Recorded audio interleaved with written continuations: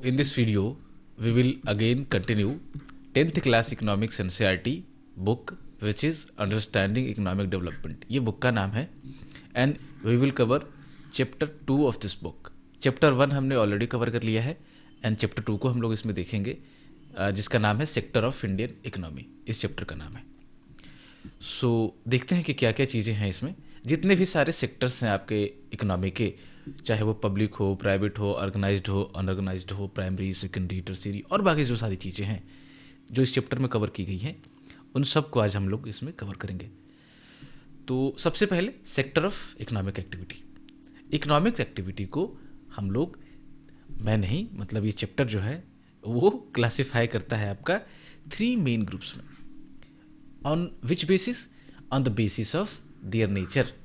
Nature के basis पे जो आपके इकोनॉमिक एक्टिविटीज़ हैं उनको 3 ग्रुप्स और सेक्टर्स में क्या किया गया है, डिवाइड किया गया है, which are first primary sector, second one is secondary sector and third one is tertiary sector. Let's see one by one. First, primary sector. So this sector includes activity which are undertaken by directly using natural resources. Natural resources का use करके जो भी activity हम perform करेंगे economy में, all these activity will be considered in primary sector और all those activity will be called as primary activity. और वो सेक्टर किस में आएगा? प्राइमरी सेक्टर में आएगा. डिफिनेशन की अगर बात करें तो कहा जा रहा है कि when we produce good, any kind of good, by exploiting natural resources, it is the primary sector. So इसका जो नाम रखा गया है प्राइमरी सेक्टर, वो इसलिए प्राइमरी है because it's form the base for all other products. और ऑल अदर सेक्टर भी आप बोल सकते हो, बट प्रोडक्ट्स की यहाँ पे बात कर रहे हैं हम लोग कि जितने सारे गुड्स हैं वो जो है वो कहीं ना कहीं वो प्राइमरी सेक्टर से जो प्रोडक्ट निकल रहे हैं उसी से आपके बेस्ड होंगे. जो भी आप गुड्स देख लो, चाहे वो आप बिस्किट्स देख लो, वो वीट से बना हुआ है, चाहे आप कोई भी स्टील देख लो, वो आपका किससे बना हुआ है, वो आयरन ओर से बना हुआ. आयरन ओर कहाँ से निकला? माइनिंग से निकला. माइनिंग क्या है? आपका प्राइमरी एक्टिविटी है, प्राइमरी सेक्टर का पार्ट है वो. जो भी आप अपने हिसाब से जितने भी गुड्स आपको अपने आसपास दिख रहे हो, कहीं ना कहीं उसका जो बेस प्रोडक्ट होगा वो कहाँ से आया होगा? वो प्राइमरी सेक्टर से आया होगा. नेचुरल रिसोर्स से वो कहीं ना कहीं आया होगा. सो नेचुरल रिसोर्स, ये कीवर्ड आपको हमेशा याद रखना है. इसमें आगे है कि जैसे कल्टीवेशन ऑफ कॉटन है, ये किस पर डिपेंड करता है? ये रेनफॉल पर डिपेंड करता है, सनशाइन पर डिपेंड करता है, क्लाइमेट पर डिपेंड करता है, यानी कि all these are natural resources. तो कॉटन का जो प्रोडक्शन होगा वो किस में आएगा? वो प्राइमरी सेक्टर में आएगा. सिमिलरली आप डेयरी देख लो, तो डेयरी डिपेंड करती है आपका बायोलॉजिकल प्रोसेस पे, फॉडर पे. ये फॉडर वगैरह जो है ये बायोलॉजिकल प्रोसेस है. All these are natural resources. तो जो भी ये कीवर्ड बस आप ध्यान रखोगे तो आपका काम हो जाएगा. This sector is also called agriculture and related sector, और we can also say it agriculture and allied sector. ये आपको इसका एक दूसरा नाम है. The second one is secondary sector. So it covers activity in which natural products are changed into other forms through manufacturing. यानी कि ये नेक्स्ट स्टेप है प्राइमरी के बाद का. जो भी नेचुरल रिसोर्सेज को यूज करके हमने एक्टिविटी परफॉर्म की, चाहे वो एग्रीकल्चर हो, चाहे माइनिंग हो, चाहे फिशिंग हो, डेयरिंग हो, कुछ भी हो, उस नेचुरल रिसोर्स, उस नेचुरल प्रोडक्ट्स को अगर हम चेंज कर दें किसी अदर फॉर्म में, थ्रू मैन्युफैक्चरिंग, तो ये सारा जो प्रोसेस जिस सेक्टर में होगा उसको हम लोग बोलेंगे सेकेंडरी सेक्टर.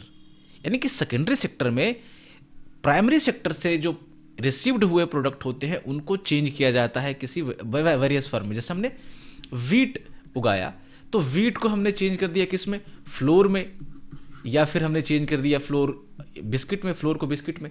ये सारी चीज़ें जो हुई ये किस में हुई? ये जो वीट का फॉर्म हमने चेंज किया ये सेकेंडरी सेक्टर में हुआ. थ्रू किससे किया? मैन्युफैक्चरिंग से किया हमने. तो ये अगला स्टेप है किसका? प्राइमरी सेक्टर के बाद का स्टेप है ये, जिसमें सारी इसेंशियल मैन्युफैक्चरिंग प्रोसेस जो है वो इन्वॉल्व करती है. और ये कहाँ परफॉर्म होती है? फैक्ट्री में परफॉर्म होगी, वर्कशॉप में परफॉर्म होगी, इवन कि होम्स में, हाउस होल्ड्स में भी जो है परफॉर्म हो सकती है. बहुत सारी चीज़ें करते हैं हम कि आप देखो कि मैंगो का आपने अचार बना दिया, पिकल्स बना दिया, तो वो क्या हुआ कि हमने उसका फॉर्म चेंज कर दिया. बहुत सारी चीज़ घरों में आप कुछ प्रोडक्ट जो है डेवलप करते हो, तो ये सी चीज़ें होती है, कहीं भी हो सकती है ये। बस इतना ध्यान रखना है कि वो जो प्राइमरी प्रोडक्ट था उसका फॉर्म चेंज हो जाना चाहिए।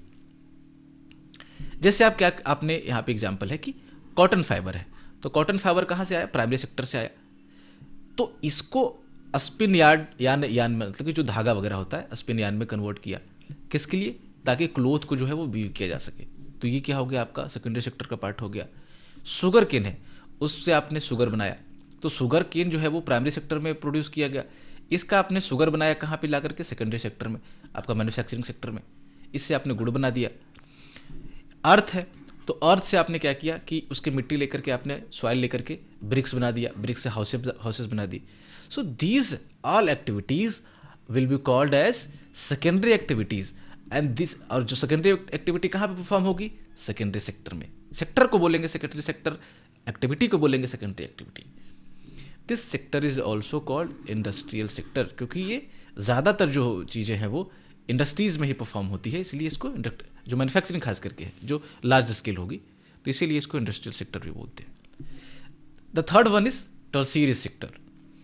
सो tertiary sector do not produce any goods themselves, but ये एक्ट करता है एक एड या सपोर्ट का, किससे? प्रोडक्शन के प्रोसेस में। I am talking about production, not manufacturing. आपको ध्यान ये रखना है, ठीक है? मैन्युफैक्चरिंग इसेंशियली रिलेटेड है आपका किससे? कन्वर्टिंग प्राइमरी प्रोडक्ट, मतलब प्राइमरी सेक्टर के जो प्रोडक्ट है उसको सेकेंडरी मतलब कि किसी और फॉर्म में। बट प्रोडक्शन का मतलब क्या है कि एग्रीकल्चर में भी प्रोडक्शन हो रहा है, तो उसको तो हम प्राइमरी सेक्टर में रखेंगे। तो इतना आप ध्यान रखना है कि I am talking about production not manufacturing. तो जो भी आपका प्राइमरी सेक्टर में प्रोडक्शन हो या सेकेंडरी सेक्टर में प्रोडक्शन हो, उसको क्या करता है? ये एड या फिर सपोर्ट प्रोवाइड करता है। कौन? टर्शियरी सेक्टर, ठीक है? यानी कि ये development, these activity help in development of primary as well as secondary sectors. तो जितने भी सारे आपके सर्विसेज होंगे, बिकॉज ये एड और सपोर्ट प्रोवाइड करना इसका काम है, तो जितने भी सारे सर्विसेज होंगे उसका नेचर है एड और सपोर्ट प्रोवाइड करना। तो उन सारे सर्विसेज को, जैसे हो गया आपका transport, storage, communication, banking, trade, these all activity are performed in tertiary sector and these all activity will be called as tertiary activity. इस सेक्टर को हम लोग सर्विस सेक्टर के नाम से ही जानते हैं, क्योंकि जितनी भी सारी सर्विसेज होती है वो इस सेक्टर में आपका इंक्लूड की जाएगी। तो नेचुरल रिसोर्सेज से रिलेटेड एक्टिविटी सारी प्राइमरी सेक्टर में, मैन्युफैक्चरिंग सारा सेकेंडरी सेक्टर में, और सर्विस जितना हो गया आप इसको कवर कर लो टर्शियरी सेक्टर में। इसेंशियल सर्विसेज कौन कौन सी हैं? इसमें आपका जो टीचिंग आता है, डॉक्टर्स आता है, आपका जो डॉक्टर की सर्विसेज होती है, फिशरमैन्स, लॉयर, जो मॉडर्न आईटी सर्विसेज है, ये सब इसमें आपका इसेंशियल सर्विसेज में आते हैं इस चैप्टर के हिसाब से। अब है कि all three sector are independent on each other, sorry, all three sector जो है वो सब तीनों जो है वो इंटरडिपेंडेंट है एक दूसरे पे। कैसे? देखो, सपोज अगर कोई फार्मर है वो रिफ्यूज कर दे शुगर केन प्रोड्यूस करने से, तो ये जो शुगर वाली मिल होगी वो क्या हो जाएगी? वो तो शट डाउन हो जाएगी। तो शुगर वाली जो मिल है वो परफॉर्म कर रही है किसमें? सेकेंडरी सेक्टर में। वहीं आपका जो शुगर केन प्रोड्यूस हो रहा है कहाँ पे? प्राइमरी सेक्टर में। तो समझो कि कहाँ पे जो इनिशिएटिव लिया गया नहीं प्रोड्यूस करने का, वो लिया गया प्राइमरी सेक्टर में, बट अल्टीमेटली इफेक्ट किसको हुआ? वो होगा आपका सेकेंडरी सेक्टर को। तो आपका इससे क्लियर हो जा रहा है कि इंडस्ट्रियल सेक्टर यहाँ पे आपको डिपेंडेंट दिखाया जा रहा है किस पे? प्राइमरी सेक्टर पे। तो ये एक इंटरडिपेंडेंस आपका एक यहाँ पे वेरीफाई हो गया। दूसरे एग्जाम्पल में कहा जा रहा है कि अगर फर्टिलाइजर की प्राइसेस या पंपसेट की जो प्राइसेस है वो बहुत ज़्यादा इंक्रीज हो जाए, तो क्या होगा कि कॉस्ट ऑफ कल्टीवेशन जो है फार्मर के लिए वो बहुत ज़्यादा इंक्रीज हो जाएगा, जिसके कारण क्या है कि ये इफेक्ट होगा। अब समझो, फर्टिलाइजर कहाँ प्रोड्यूस हो रही है, पंपसेट कहाँ प्रोड्यूस हो रहा है? ये हो रहा है सेकेंडरी सेक्टर में, इंडस्ट्रीज में प्रोड्यूस हो रहा है ये। लेकिन जैसे ही इसकी प्राइसेस राइज हुई, अफेक्ट कहाँ पे हुआ? ये कल्टीवेशन को अफेक्ट किया, इसने फार्मर को अफेक्ट किया। ये किसके पार्ट है? वो आपके प्राइमरी सेक्टर के पार्ट है। यानी कि यहाँ पे शो किया जा रहा है कि प्राइमरी सेक्टर कैसे आपका इंडस्ट्रियल सेक्टर पे डिपेंडेंट है, या मैन्युफैक्चरिंग सेक्टर पे डिपेंडेंट है, या सेकेंडरी सेक्टर पे डिपेंडेंट है। अनदर एग्जाम्पल में आपको बोला जा रहा है कि सपोज स्ट्राइक कर दे कौन? ट्रांसपोर्ट वाले। तो ट्रांसपोर्ट वाले अगर स्ट्राइक कर दें अर्बन एरियाज में, तो अर्बन एरियाज के पास क्या होगा, जो पीपल होंगे उनके पास फूड ही नहीं बचेगा खाने के लिए। फार्मर यहाँ पे जो जिनके पास फूड जो प्रोड्यूस कर रहे हैं वो सेल नहीं कर पाएंगे अर्बन एरियाज में। अब क्या है कि जब जो अर्बन एरियाज के पीपल को फूड नहीं मिलेगा तो इंडस्ट्रियल सेक्टर अफेक्ट होगा। प्रोडक्शन कैसे होगा, क्योंकि ज़्यादातर प्रोडक्शन एक्टिविटी अर्बन एरियाज में हो रही है। इवन कि ट्रांसपोर्ट्स से जो आपका वो होगा, ढुलाई वगैरह होगी, वो इंडस्ट्रीज के सामान की भी ढुलाई होगी, तो ये भी आपका ठप हो जाएगा।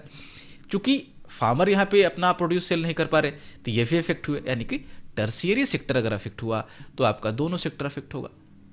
मतलब तीनों जो सेक्टर है वो एक दूसरे पे क्या है, डिपेंडेंट है। ये आपका इंटरडिपेंडेंस दिखाता है सेक्टर का एक दूसरे पे। कंपेयर करते हैं तीनों सेक्टर्स को, तो कंपैरिजन के लिए क्या करना है आपको, जब भी आपको साइज ऑफ इकोनॉमी आपको कंसीडर करना हो, कंपैरिजन देखेंगे अभी, लेकिन जैसे ही हम इकोनॉमी के साइज को कंसीडर करते हैं तो तीनों सेक्टर में ईच सेक्टर ने जितना गुड्स या फिर सर्विसेज प्रोड्यूस की है उसको क्या करते हैं हम लोग, उसकी वैल्यू को कैलकुलेट करते हैं और सम करके जो भी आता है वो आपका इकोनॉमी का टोटल वैल्यू होता है, जिसको हम लोग बाद में जीडीपी बोलेंगे। जीडीपी, जीएनपी जो भी है, नेशनल इनकम, ये सारी चीज़ें। इसमें इतना ध्यान रखना है कि जैसे ही हम आपका गुड्स एंड सर्विसेज को कंसीडर करेंगे उसकी वैल्यू को, हमेशा हमें फाइनल गुड्स को कंसीडर करना है। फाइनल गुड्स का मतलब क्या है कि जो फाइनल प्रोडक्ट निकल के आएगा। जैसे कुछ गुड्स होती है आपका फाइनल गुड्स जिसको बोलते हैं, मान लो कि ये बिस्किट बना। अब कुछ गुड्स होती हैं जो इंटरमीडिएट गुड्स होती है। सपोज बिस्किट बनने के लिए क्या क्या चीज़ें चाहिए होंगी, वो इंटरमीडिएट गुड्स होगा इसका। सपोज आपको वीट चाहिए होगा, फ्लोर चाहिए होगा, शुगर चाहिए होगी।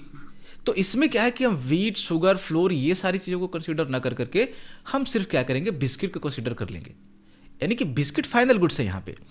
तो हमेशा जब भी हम इकोनॉमी के साइज को कंसीडर करेंगे, उसको कैलकुलेट करेंगे, तो काउंटिंग में हमेशा जो फाइनल गुड्स प्रोड्यूस हुई है उसको हमेशा, या फिर सर्विसेज जो फाइनल प्रोड्यूस हुई है उसको काउंट करेंगे, उसकी वैल्यू को।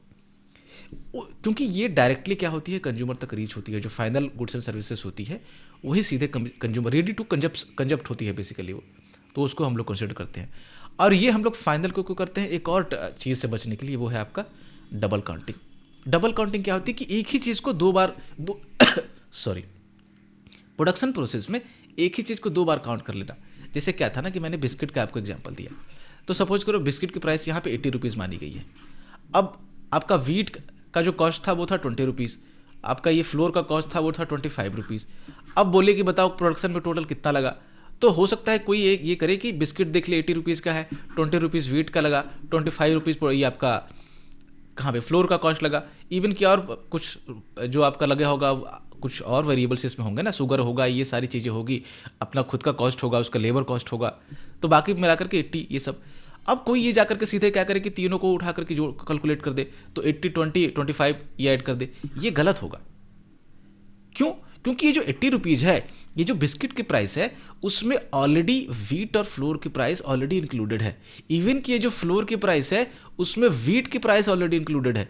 फ्लोर बनाने के लिए हो सकता है कि 5 रुपीज़ का एक्स्ट्रा खर्च आया हो, तो 20 की जो वैल्यू थी वो 25 में कन्वर्ट होगी फ्लोर बनने के बाद। अरे किसी ने मान लो कि बिस्किट बनाया होगा तो उसने सारा कॉस्ट कवर करके ही तो मार्केट में उतारा होगा, जो भी उसका कॉस्ट लगा, जो भी उसके खर्चे पड़े होंगे, समझ रहे हो। उसी तरीके में ये जो फ्लोर का खर्च होगा, आटे का जो खर्च होगा, आटे का जो कॉस्ट होगा, उसमें वीट का कॉस्ट भी तो शामिल होगा। यानी कि ये सारी चीजें जो ऑलरेडी जो फाइनल प्रोडक्ट है उसमें जो इंटरमीडिएट गुड्स का जो कॉस्ट है वो ऑलरेडी पहले से ऐड होता है, काउंट होता है। इसीलिए हम दोबारा इसको काउंट नहीं करते। डिस डबल काउंटिंग से बचने के लिए हम सिर्फ और सिर्फ इस 80 रुपीज को कंसिडर करते हैं। इसको इकोनॉमिक में कैलकुलेशन में यूज करेंगे, ठीक है। ये आगे क्या है कि ये जीडीपी की बात की गई है। जीडीपी मैंने आपको बताया कि जीडीपी क्या है।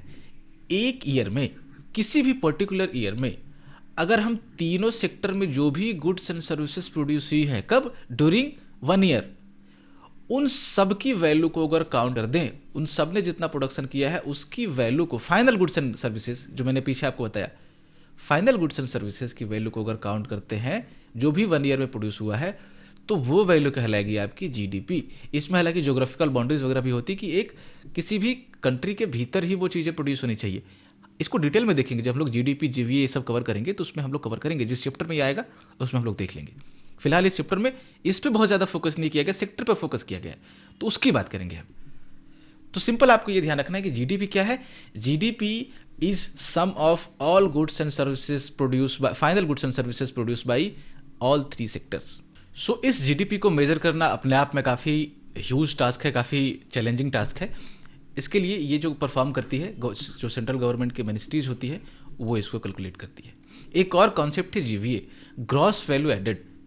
इसका मतलब क्या है? ये देखो एक नया कॉन्सेप्ट लाया गया था जब जीडीपी कैलकुलेशन का एक मेथड है, कवर करेंगे हम लोग। मैंने बताया कि जब जीडीपी कैलकुलेशन हम लोग पढ़ेंगे कि उसमें प्रोडक्शन मेथड क्या होता है, आपका ये एक्सपेंडिचर मेथड क्या होता है, जीवीए मेथड क्या होता है, इसको कवर करेंगे। फिलहाल इतना समझ लो कि this was a new major introduce by Indian government. किस चीज़ के लिए? जीडीपी को मेजर करने के लिए।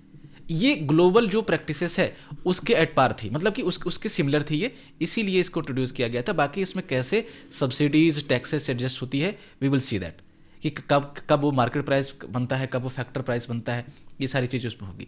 ग्रॉस वैल्यू का सिंपल मीनिंग है जो अब मैंने आपको वहाँ पे बताया, ये पीछे उसी तरीके से सिमिलर है जो वीट वाला एग्जांपल दिया था। उसमें क्या है कि हर स्टेप पे जितनी वैल्यू प्रोड्यूस हुई है उसको हम ऐड करते जाते हैं। सपोज क्या है कि 20 रुपीज़ का वीट प्रोड्यूस हुआ है, मतलब जो मान लो कि 1 kg वीट प्रोड्यूस हुआ इकोनॉमी में, उसका कॉस्ट था 20 रुपीज़, उसकी वैल्यू थी। फिर मान लो कि इसको फ्लोर में कन्वर्ट कर दिया गया, आटे में कन्वर्ट कर दिया गया, इसका कॉस्ट था आटे का 25 रुपीज़। तो अब इस दोनों को नहीं करेंगे, इसमें वैल्यू एड की, पहले 20 रुपीज़ का तो ऑलरेडी था ये, अब जो ये फ्लोर है उसमें ऑलरेडी वीट की वैल्यू ऐड है, तो इस पे ओवरऑल एडिशन कितना हुआ? सिर्फ 5 रुपीज़ का हुआ, तो यहाँ पे 5 रुपीज़ ऐड करेंगे। फिर सपोज करो कि इसका बिस्किट बना करके 30 रुपीज़ हो जाए, सपोज करो, तो इसमें कितना वैल्यू एड हुआ? इसमें फिर 5 रुपीज़, या फिर 80 रुपीज़ था तो 25 को माइनस कर दो 80 में, वो जो वैल्यू एडिशन हुआ फिर यहाँ पे हम लोग काउंट कर देंगे। यानी each step, each production stage पे जितना वैल्यू ऐड होता जाएगा उसको इसमें ऐड करते जाएंगे, और जो फाइनल जो वैल्यू बनेगी आपकी वो बराबर होगी किसके? फाइनल गुड्स एंड सर्विस का जो प्राइस होगा उसके बराबर हो जाएगी वो। तो देखेंगे हम लोग जब इसको कवर करेंगे। तो now will talk about historical changes in sectors. क्या क्या चेंजेस आए? तो सबसे पहले जब ह्यूमन ने प्रोग्रेस किया, तो उसके मतलब ह्यूमन जब धीरे धीरे प्रोग्रेस किया तो उसने सबसे पहले क्या इन्वेंट किया? आपका जो भी है फायर वगैरह ये सारी चीज़ें, उसके बाद वो एग्रीकल्चर पे शिफ्ट हुआ। तो एग्रीकल्चर वाज द फर्स्ट जो है वो एक्टिविटीज जिसने सबसे ज़्यादा जो है वो ह्यूमन को सपोर्ट किया था। तो प्राइमरी सेक्टर जो था वो was the most important for both production and employment at initial stages. हाल तक रही है, आपका 100 ईयर के आसपास तक ये रही है। आपका जब देखेंगे कि जो गवर्नमेंट का इवन कि उस समय सोर्स होता था, मेजर सोर्स, वो भी आपका रेवेन्यू का वो एग्रीकल्चर होता था, प्राइमरी सेक्टर होता था। उसके बाद धीरे धीरे हम लोग शिफ्ट हुए किस पे? इंडस्ट्रियल सेक्टर की तरफ। यानी कि जब फार्मिंग एफिशिएंट हो गई थोड़ी ज़्यादा, जैसे टेक्नोलॉजीज वगैरह आई, जब कम लोग उसी सेम फार्मिंग को जो है वो कंट्रोल करने लगे। जैसे आप यूएस में देखोगे कि 500-600 एकड़ के जो प्लॉट्स हैं वो एक आदमी कंट्रोल कर लेता है। क्यों? क्योंकि मैकेनाइजेशन बहुत ज़्यादा है वहाँ पे। तो जैसे ही फार्मिंग एफिशिएंट होनी शुरू हुई थोड़ी सी, तो जो सरप्लस लेबर बचा, अब जो पहले फार्मिंग में लोग थे वो मूव करेंगे, क्योंकि बहुत ज़्यादा लोगों का काम नहीं है, तो वो क्या करना शुरू किए? मूव करना शुरू किए फैक्ट्रीज की तरफ। और उसके बाद जो है वो जो सेकेंडरी सेक्टर था वो डोमिनेंट हुआ। उसके बाद शिफ्ट आया इसमें, और लास्ट जो आपका 100 ईयर्स है उसके बाद से जो डेवलप कंट्रीज है वहाँ पे एक फर्दर शिफ्ट देखने को मिलेगा आपको सर्विस सेक्टर की तरफ, टर्शियरी सेक्टर की तरफ, जो अब जो है वो अकाउंट करता है यहाँ पे, खास करके डेवलप कंट्रीज में आपका सबसे ज़्यादा प्रोडक्शन और एम्प्लॉयमेंट को जो है वो काउंट करेगा। इंडिया में थोड़ा सा डिफरेंट है, इंडिया में एम्प्लॉयमेंट सबसे ज़्यादा अभी भी टर्शियरी सेक्टर आपको नहीं दे रहा है, अभी भी एग्रीकल्चर, मतलब देखेंगे वो एक पैराडॉक्स है, वो हम लोग देखेंगे उसको। बट सिंपल इसमें क्या कहा जा रहा है कि सबसे पहले आपका इनिशियल स्टेजेस में एग्रीकल्चर इंपॉर्टेंट था, उसके बाद हमने शिफ्ट किया इंडस्ट्रीज की तरफ, इंडस्ट्रियल सेक्टर यानी कि सेकेंडरी सेक्टर की तरफ, और लास्ट में मूव हुआ आपका टर्शियरी सेक्टर की तरफ। तो ये स्टेजेस ऑफ डेवलपमेंट आप एक तरह से बोल सकते हो, kind of. Now let's see कि इंडिया में जो तीनों सेक्टर हैं वो कैसे रहे हैं, उनका परफॉर्मेंस कैसा रहा है। तो इंडिया की अपनी एक यूनिक जो है वो ग्रोथ स्टोरी रही है लास्ट जो 40 ईयर है उसमें। आपका जब 77 से कंसिडर कर लो आप अब तक, हालांकि इसमें 17-18 तक का डेटा है, बट अब तक मान लो आप। इसमें क्या है कि टर्शियरी सेक्टर का इंपॉर्टेंस काफ़ी तेज़ी से राइज हुआ है। मतलब ये अनएक्सपेक्टेड, मतलब एक्सपेक्टेड तो था कि टर्शियरी सेक्टर लास्ट में आपको आना है, क्योंकि ये ग्रोथ का स्टेज ही ऐसा है, बट इंडिया में थोड़ा जल्दी आया, मतलब काफ़ी ज़्यादा फास्ट मतलब कि आया आपको। ये देखो कि सारे सेक्टर ग्रो हुए इंडिया में, लेकिन जो टर्सरी सेक्टर का ग्रोथ था वो सबसे ज़्यादा था, और इसने सबसे तेज़ी से और सबसे ज़्यादा तरीके से जो प्राइमरी सेक्टर में जो वर्किंग फोर्स थी, ये नॉट वर्किंग फोर्स, जो प्राइमरी सेक्टर एक जो सबसे ज़्यादा लार्जेस्ट प्रोड्यूसिंग सेक्टर था इंडिया का, उसको इसने क्या किया कि रिप्लेस किया। इंडस्ट्रियल सेक्टर से भी जल्दी इसने इसको रिप्लेस किया। यानी कि आज आप देखेंगे कि जीवीए में इंडिया का जीडीपी कैलकुलेशन में आप देखेंगे कि सबसे ज़्यादा किसका रोल है, वो है आपका टर्शियरी सेक्टर का, सर्विस सेक्टर का रोल है। उसके बाद आपका सेकेंडरी सेक्टर का आता है दूसरे नंबर पे, एंड थर्ड नंबर पे आता है आपका प्राइमरी सेक्टर का। तो ये मोस्ट जो है वो फास्ट जो आपका कह सकते हैं कि ये ग्रोइंग सेक्टर रहा है इंडिया में। इसके रीजंस क्या रहे हैं, मतलब कि ये जो आपका सर्विस सेक्टर का ग्रोथ हुआ इंडिया में, उसका क्या रहा। जैसे इंडिया में एक और थोड़ी सी वो चीज़ भी है कि इंडिया में सबसे पहले प्राइमरी सेक्टर ग्रो हुआ, और दूसरा क्या होना चाहिए, टेक्निकली क्या होना चाहिए, सेकेंडरी सेक्टर ग्रो होना चाहिए, और उसके बाद टर्सरी ग्रो होना चाहिए। लेकिन इंडिया ने सीधे यहाँ पे जंप कर लिया, यानी कि इस सेक्टर में प्रॉपर ग्रोथ हुए बिना इसने जंप किया सीधे सीधे किस पे, टर्सरी सेक्टर पे। जैसे आपको जो आईटी रेवोल्यूशन खास करके जो आया, उसके बाद जो टीसीएस वगैरह कंपनीज आई, इन्फोसिस वगैरह कंपनीज आई, वो सब इसके एग्जांपल्स हैं। इंडिया में आज भी टर्सरी सेक्टर काफ़ी, जो सर्विस सेक्टर है, जो खास करके इंजीनियरिंग वाला जो आईटी वाला सेक्टर है, वो काफ़ी मजबूत है। तो ये हालांकि अब तो ये आपका एआई वगैरह के कारण कुछ प्रॉब्लम हो गई है इधर भी। खैर, इसको देखते हैं हम लोग। तो रीज़न क्या रहे आपके सर्विस सेक्टर के ग्रोथ के। एक तो आपका जो बेसिक सर्विसेज था, जो गवर्नमेंट आपको प्रोवाइड करती है, गवर्नमेंट की रिस्पॉन्सिबिलिटी होती है आपको हॉस्पिटल को प्रोवाइड करना, एजुकेशन सर्विसेज, आपका पोस्ट, इंडिया पोस्ट जैसे है आपका, फिर डिफेंस, ये सारी चीज़ें जो कि गवर्नमेंट प्रोवाइड करती है। तो इसके लिए जो बेसिक सर्विसेज थी वो बूस्ट हुई, और इसके कारण आपका सर्विस सेक्टर को बूस्ट करने में हेल्प यहाँ मिला इसके रीजन से। उसके बाद जो अदर सेक्टर्स थे उसकी ग्रोथ हुई अच्छी खासी, जैसे इंडस्ट्रीज ने ग्रो किया, एग्रीकल्चर ने भी ग्रो किया, दोनों ने ग्रो किया ऑब्वियसली। तो इसके कारण से जो ट्रांसपोर्ट में डिमांड थी, जो ट्रेड में डिमांड थी, वो बूस्ट हुई। तो अल्टीमेटली ये किसके पार्ट है, वो सर्विस सेक्टर का पार्ट है। तो इससे ग्रो हुआ, वो लोगों की इनकम बढ़ी थ्रू आउट द ईयर्स, जिसके कारण से लोग बाहर निकल करके अब खाना खाते हैं, इसके रेस्टोरेंट वगैरह का जो कल्चर है वो बढ़ा। टूरिज्म बढ़ी, आपका जो प्राइवेट स्कूलिंग थी, चूंकि इनकम बढ़ गई लोगों की, तो वो प्रीफर करने लगे अपने बच्चों को better quality of education provide करने के लिए। जिनको लगता था कि गवर्नमेंट में उतना नहीं मिल पाएगा, वो प्राइवेट की तरफ शिफ्ट करने लगे अपने चिल्ड्रंस को। तो उसके कारण से ये जो सारी प्राइवेट स्कूलिंग कहाँ पे है, ये आपका सर्विस सेक्टर में है। आईटी रेवोल्यूशन जिसके मैंने बात की इंडिया में, इसका रैपिड एक्सपेंशन हुआ आपका इंडिया में, जिसके कारण से ये आपको इन्फोसिस, टीसीएस, ये सारी कंपनी जो है वो बहुत तेजी से उभरी। एक एम्प्लॉयमेंट पैराडॉक्स है, देखो, जिसकी मैं पीछे हल्का सा मैंने आपको जिसका हिंट दिया था। क्या है ये एम्प्लॉयमेंट पैराडॉक्स? ये है कि टर्शियरी सेक्टर हालांकि इंडिया में सबसे ज़्यादा जो है वो जीवीए में कंट्रीब्यूट करता है। जैसे लगभग आपका देखोगे कि 100% में कितना, मोर देन 50% आपका टर्शियरी सेक्टर के आसपास है, मतलब वो कंट्रीब्यूट कर रहा है आपका जीडीपी में। लेकिन क्या है कि ये जो इवन कि इसने कंट्रीब्यूशन तो किया प्रोडक्शन के हिसाब से, बट ये शिफ्ट जो है वो एम्प्लॉयमेंट के हिसाब से नहीं आया।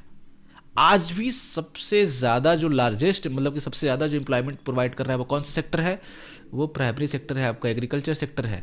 लार्जेस्ट एम्प्लॉयर है ये आपका इंडिया का। लेकिन समझो ये पैराडॉक्स क्यों है, क्योंकि वो सेक्टर सब देखो, सबसे ज़्यादा किसका कंट्रीब्यूशन है, टर्शियरी का। उसके बाद दूसरे नंबर पे कौन आता है, सेकेंडरी सेक्टर कंट्रीब्यूट करता है इंडिया के जीडीपी में। सबसे लास्ट में आपका प्राइमरी सेक्टर कंट्रीब्यूट करता है, लगभग 20% के आसपास जीबीए में कंट्रीब्यूट करता है। जो सेक्टर सबसे कम पार्टिसिपेट कर रहा है आपका प्रोडक्शन में, सबसे कम, वही सेक्टर सबसे ज़्यादा एम्प्लॉयमेंट दे रहा है। अब सोचो, जिसकी प्रोडक्शन कैपेसिटी सबसे कम है वो सबसे ज़्यादा एम्प्लॉयमेंट कैसे दे सकता है? यही पैराडॉक्स है इंडियन इकोनॉमी का। यानी कि ये जो लोग होंगे ऑब्वियसली वो ज़्यादा नहीं अर्न कर पा रहे होंगे, ज़्यादा अपने पोटेंशियल पे नहीं काम कर पा रहे होंगे, उसको भी अभी देखेंगे हम। ठीक है, तो इसको एम्प्लॉयमेंट पैराडॉक्स बोलते हैं। तो इसी के कारण जो है वो एम्प्लॉयमेंट इशूज क्रिएट होंगी, क्योंकि आपका जो एम्प्लॉयमेंट का डेटा है वो इनकंसिस्टेंट नहीं है ग्रोथ के डेटा के साथ। जो आपका जो सबसे ज़्यादा आपका प्रोड्यूसिंग सेक्टर है वो सबसे ज़्यादा एम्प्लॉइंग सेक्टर नहीं है, जिसके कारण आपका अनएम्प्लॉयमेंट और सबसे ज़्यादा अंडर एम्प्लॉयमेंट की जो है वो प्रॉब्लम क्रिएट होगी। क्या होता है, डिस्गाइज जो अनएम्प्लॉयमेंट है वो एक तरीके का अंडर एम्प्लॉयमेंट भी है। इसकी कई बार हम लोग इसको डिस्कस कर चुके हैं through out the chapters, through out the आपका जो 9th क्लास का खास करके था, उसमें हमने इसको कई बार देखा है। तो डिस्गाइज अनएम्प्लॉयमेंट का मतलब होता है कि when more people are engage in a work और in a certain activity then necessary और देन डिजायर्ड। 2 लोग चाहिए, 8 लोग एंगेज्ड हैं, ये 6 लोग एक्स्ट्रा है ना, ये तो चाहिए ही नहीं थे। अब 6 लोग को हटा भी देंगे, 6 पीपल को, तभी प्रोडक्शन पे कोई फर्क नहीं पड़ेगा क्योंकि काम ही 2 पीपल का था। लेकिन अब इन एक्स्ट्रा 6 लोगों के पास कोई काम नहीं है, then they try to be appeared as working. उनको मतलब उनको दिखना है कि वो काम कर रहे हैं, वो इंगेज रहना चाह रहे हैं क्योंकि काम नहीं है। इसीलिए तो एग्रीकल्चर में इतना ज्यादा लोग आपका इंगेज्ड है। जैसे स्टोरी ऑफ लक्ष्मी यहाँ पे दिया गया है, लक्ष्मी की स्टोरी है। लक्ष्मी और उसकी जो फैमिली है वो 5 लोगों की फैमिली है। वो एक स्मॉल प्लॉट पे जो है वो काम करती है, सब मिल करके काम करते हैं basically, because they have no where else to go. कहीं कहाँ जाएंगे वो अगर यहाँ पे काम नहीं करेंगे तो। Each work less than their potential. If 2 member leave to work मतलब कि अगर 2 लोग छोड़ भी देते हैं वहां पे काम करना, कहीं और चले जाते हैं, देन जो फार्म का जो प्रोडक्शन होगा वो सेम रहेगा। यानी कि जो 5 लोग काम कर रहे हैं वो एक्चुअली 3 लोगों का ही काम था, इसमें से 2 लोग निकल भी जाए तो क्या है, कोई फर्क नहीं पड़ेगा।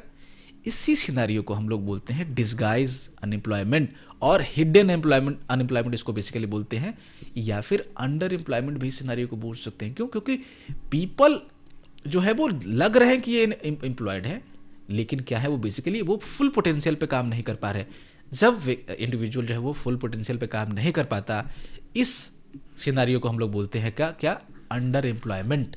ठीक है, अर्बन कॉन्टेक्स्ट की यहाँ पे बात हो रही है। यहाँ पे देखो अंडर एम्प्लॉयमेंट को अच्छे से यहाँ पे समझाया गया है। एक कैजुअल जो वर्कर्स है, खास करके पेंटर्स, प्लम्बर्स, जो स्ट्रीट वेंडर्स हैं, ये पूरे दिन आपको देखने को मिलेगा कि वो खड़े रहेंगे, काम करते रहेंगे, लेकिन अर्न कितना करते हैं, काफी कम अर्न करते हैं। तो ये अंडर एम्प्लॉयमेंट का एग्जांपल है कि इंसान जो है वो फुल पोटेंशियल पे अर्न नहीं कर पा रहा, काम नहीं कर पा रहा उस तरीके से। तो एम्प्लॉयमेंट जनरेट किया जाना चाहिए भाई, करो एम्प्लॉयमेंट जनरेट। कहाँ पे जनरेट होगा?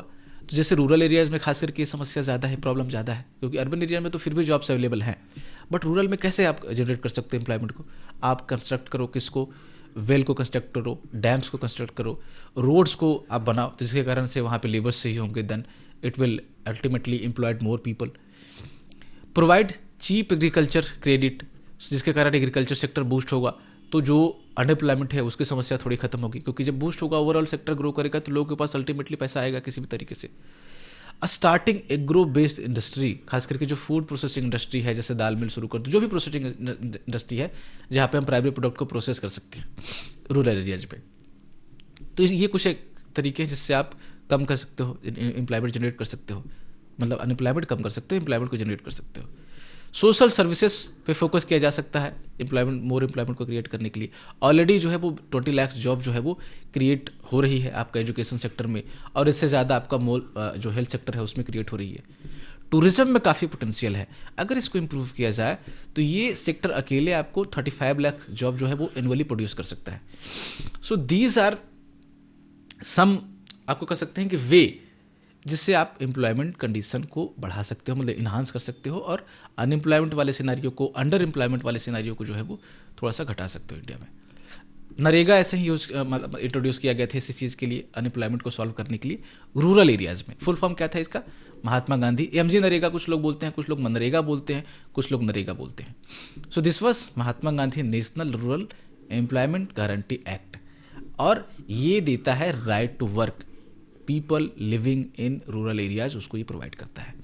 ये गारंटी देता है 100 डेज ऑफ एम्प्लॉयमेंट का पर ईयर, हर साल 100 डेज ऑफ एम्प्लॉयमेंट ये अस्योर किया जाता है हर रूरल पर्सन को जो काम करना चाहते हैं, जिनके पास और कोई जो है वो एम्प्लॉयमेंट नहीं है।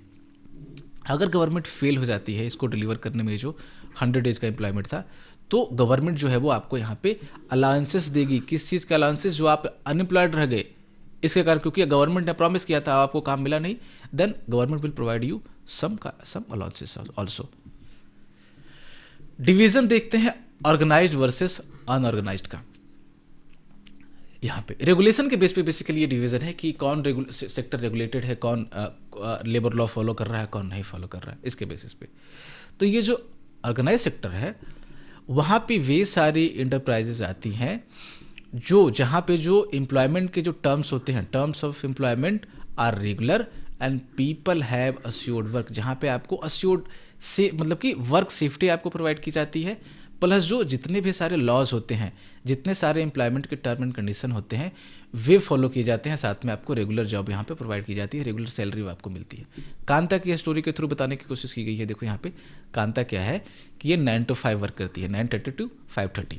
इसको रेगुलर प्रॉपर सैलरी मिलती है, प्रोविडेंट फंड यानी कि जो आपका सोशल सिक्योरिटी वगैरह है उसके बेनिफिट्स इसको मिल रहे हैं, मेडिकल अलायंस इसको मिल रहा है, पेड हॉलीडेज भी मिलती है। So Kanta is getting almost everything which is promised in these employment terms, या फिर जो लॉ के द्वारा प्रॉमिस किया जाता है कि एक आपको वर्कर्स को मिलने चाहिए, वो सब चीज़ ये पा रहे हैं। क्यों? क्योंकि ये सेक्टर जो है वे रजिस्टर्ड हैं विद गवर्नमेंट।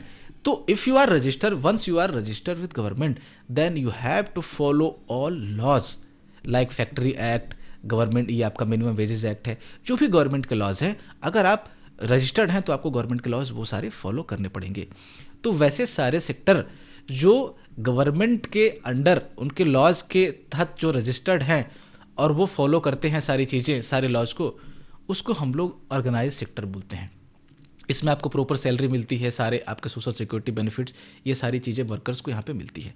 जॉब सेफ्टी यहाँ पे कंपेरेटिवली ज़्यादा होती है। दूसरा आपका सेक्टर है अनऑर्गेनाइज सेक्टर। ये सारा रजिस्ट्रेशन वगैरह इसमें नहीं होगा, ये रजिस्टर्ड होंगे नहीं आपके गवर्नमेंट के साथ। तो जब रजिस्टर्ड नहीं है तो they are free to follow their own rule, government का इस पे रेगुलेशन कम होता है। जब गवर्नमेंट का रेगुलेशन कम होगा तो जो लॉज हैं, खास करके जो आपका लेबर्स लॉ है, आपका ये जो मिनिमम वेजेज लॉ है, फैक्ट्री लॉ है, ये लोग इसको फॉलो नहीं करते, ये लोग इसको बाईपास करते हैं। जिसके कारण से क्या है कि यहाँ पे जो काम करने वाले लोग हैं उनको एक अश्योर्ड जॉब नहीं मिल पाती, प्रॉपर सैलरी नहीं मिल पाती। ये आपके स्मॉल लेवल के बिजनेसेस होते हैं, आपके छोटे छोटे जो बिजनेसेस हैं, अस्कैटरली ये आपके कहीं कहीं यहाँ पे आपको देखने को मिलेगा बिखरे, मतलब कि एक जगह पर आपको एग्लोमरेशन इसका नहीं देखने को मिलेगा। तो स्कैटर्ड यूनिट होते हैं ये, छोटे यूनिट होते हैं ये, और ये गवर्नमेंट के कंट्रोल से बाहर होते हैं। कमल के स्टोरी के थ्रू आप देखिए कि क्या होता है। ये कमल जो है वो काम करता है 7:30 to 8, मोर देन 12 आवर्स। आप समझो कांता कितना देर काम कर रही थी, ओनली 8 आवर्स, और उसको प्रॉपर सब कुछ मिल रहा था। कमल कितनी देर काम कर रहा है, मोर देन 12 आवर्स। ये पीएम की बात कर रहा हूँ, 7:30 मॉर्निंग से काम करेगा ना कोई। इसके बाद भी कमल जो है get no allowances, no pays for holidays and can be ask to leave any time.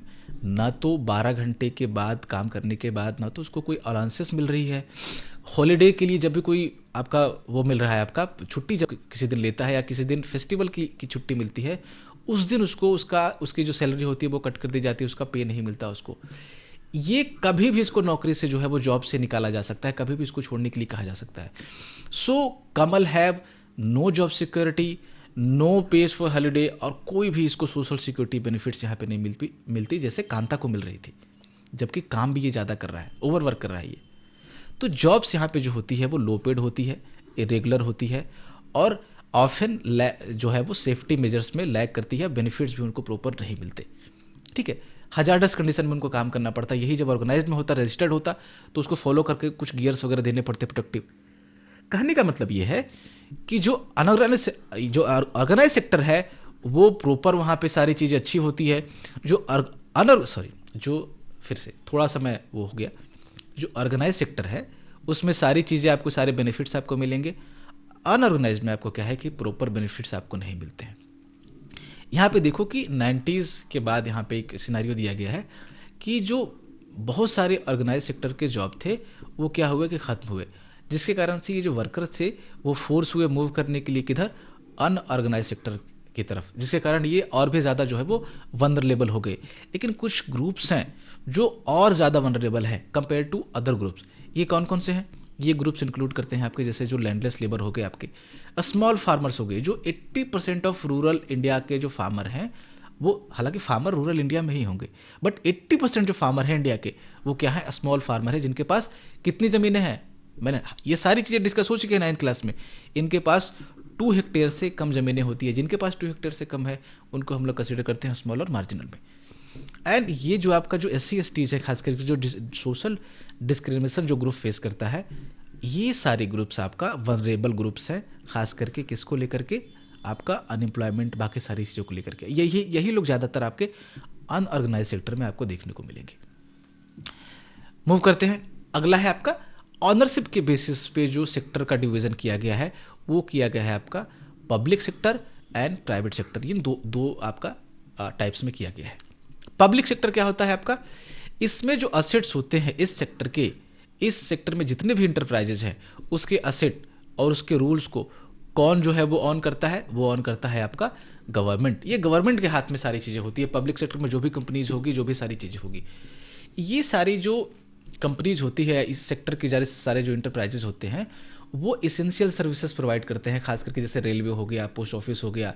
और इनका जो गोल होता है वो बेसिकली वो प्रॉफिट बनाना नहीं होता, इन कंपनीज का प्रॉफिट मेकिंग नहीं होता, इनका होता है क्या, social welfare, larger wellbeing of people को इंश्योर करना पब्लिक सेक्टर का जो है वो मेजर गोल होता है। वहीं जो प्राइवेट सेक्टर होगा उसका जो मेजर गोल होगा वो होगा प्रॉफिट को जनरेट करना। ठीक है, इसमें कौन सी कंपनियां आती है, इसमें वे सारे इंटरप्राइजेज या कंपनीज आती है जो आपका किसी इंडिविजुअल के द्वारा, आपके द्वारा, मेरे द्वारा या फिर किसी कंपनी के द्वारा जो है वो ऑन किया जाता है उसके ऑनरशिप को। यानी कि प्राइवेट इंडिविजुअल के द्वारा, प्राइवेट लोगों के द्वारा जब किसी भी कंपनी को ऑन किया जाए तो वैसे सारी कंपनी जिस सेक्टर में आएगी उसको हम लोग बोलेंगे प्राइवेट सेक्टर। जैसे टिस्को हो गया, रिलायंस हो गया, टाटा हो गया, ये सारे जो है वो प्राइवेट सेक्टर में। तो मैंने आपको बताया कि they are basically guided by, किस मोटिवेशन के तहत गाइड होते हैं, आपका प्रॉफिट मोटिवेशन के तहत गाइड होते हैं। इनका काम ही है कि ज़्यादा से ज़्यादा प्रॉफिट को अपने मैक्सिमाइज करना। गवर्नमेंट का रोल क्या है यहाँ पे, गवर्नमेंट का रोल है कि आपका जो बेसिक इंफ्रास्ट्रक्चर है जो बाकी सेक्टर प्रोवाइड नहीं कर सकते वो प्रोवाइड करना, जैसे रोड हो गया, ब्रिजेस बनाना, इलेक्ट्रिसिटी प्रोवाइड करना, ये प्राइवेट सेक्टर जो है वो नहीं प्रोवाइड करेगी। अगर प्रोवाइड करेगी भी तो रीजनल कॉस्ट पर नहीं प्रोवाइड करेगी। क्यों? क्योंकि उनका काम है प्रॉफिट बनाना ना। तो इसीलिए गवर्नमेंट इन सेक्टर में आती है और लोगों को एक चीप रेट पे, फेयर रेट पे जो है वो इन सारी फैसिलिटीज़ को प्रोवाइड करेगी। इसके साथ गवर्नमेंट और भी सारी सपोर्ट्स प्रोवाइड करती हैं। जैसे आप देखो कि ये फेयर प्राइस प्रोवाइड करती है किसको, फार्मर को सपोर्ट करने के लिए। जैसे एमएसपी देती है ना, वीट और राइस वगैरह और भी कुछ आपके ग्रेन से, उसको बाय करती है गवर्नमेंट, जिसको एक सर्टेन प्राइस पे, एक मिनिमम प्राइस पे, जिसको हम लोग एमएसपी बोलते हैं। तो ये किसको सपोर्ट करने के लिए किया जा रहा है, फार्मर को। साथ में क्या करेगी कि इसको बाय कर करके ये स्टोर करेगी, बफर स्टॉक बनाएगी, हम लोग डिस्कस कर चुके हैं, और इसको मतलब कि चीप रेट पे सेल करेगी। कहाँ पे, अपने राशन शॉप पे, पीडीएस शॉप पे। किसको सपोर्ट करने के लिए, कंज्यूमर सपोर्ट करने के लिए। यानी कि फार्मर को भी गवर्नमेंट ने सपोर्ट किया, कंज्यूमर को भी सपोर्ट किया, दोनों को बचाया गवर्नमेंट ने। सोशल ड्यूटी गवर्नमेंट जो है वो परफॉर्म करती है यहाँ पे। जैसे जो एजुकेशन है उसको प्रोवाइड करती है, हेल्थ केयर प्रोवाइड करती है, ताकि ये जो कुछ जो इशूज़ है पॉपुलेशन में, जैसे आपका हाई आईएमआर हो गया, इन्फेंट मोर्टेलिटी रेट, हाई जो एमएमआर है, मैटरनल मोर्टेलिटी रेट, वो सब जो है वो कर्ब किया जा सके। कुछ स्टेट की बात की गई, जैसे उड़ीसा, एमपी में ये सब प्रिवेलेंट है। कंक्लूड करते हैं अब चैप्टर को, इसको ख़त्म करते हैं।